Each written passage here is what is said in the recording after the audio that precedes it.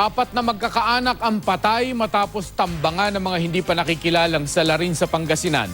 Kabilang sa mga nasawi ang isang barangay chairman.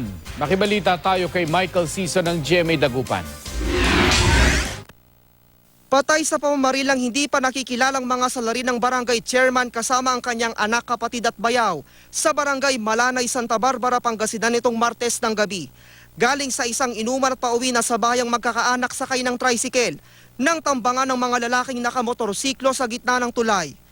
Diniktikan, parang may sumunod na sa kanya nung pagkatapos ng inuman at pauwi na sila. Parang may sumunod na allegedly tatlong motor na may angkas na bawat isa.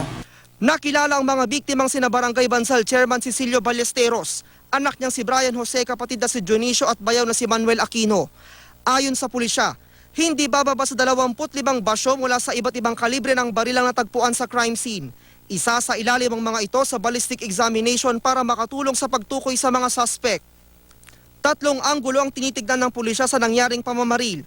Una na ang pagiging punong barangay ng biktima, pangalawa ang love triangle, at pangatlo ang pagkakasangkot umano ng biktima sa cattle rustling. Binaliwala ng kanyang kasalukuyang live-in partner ang anggulong love triangle. Sa katunayan, maayos daw ang relasyon niya sa dalawa pang dating kinasama ng punong barangay. Politika, sir. Kasi palaging siyang pag magkwento, puro politika. Oo, nadamay lang yun, sir. Wala naman siyang kaaway, nadamay lang siya. Sa Malasiki, Pangasinan naman, pauwi na sana galing inuman ng 18 anyos sa delivery boy na si Renand Mendoza matapos pagbabarili ng mga salaring sakay ng motorsiklo sa barangay Poblasyon nitong Martes ng gabi. Dead on the spot si Mendoza na nagtamo ng 3 tama ng bala sa iba't ibang bahagi ng katawan. Ayon sa tiyahin ng biktima, nag-inuman sa kanyang bahay si Mendoza at mga kabarkada nito bago mangyari ang pamamaril. Wala raw siyang alam na kaaway ng kanyang pamangkin. Nabaril si Renan, sabi niya ganun. Kaya, yun na. Sabi ko doon sa asawa ko, alika, binaril yung si Renan, alika na, sabi ko ganun.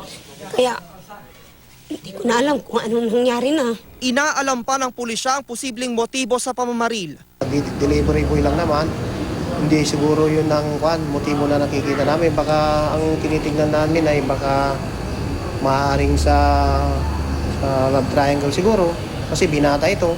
Michael Sison, Nagbabalita, Pilipinas.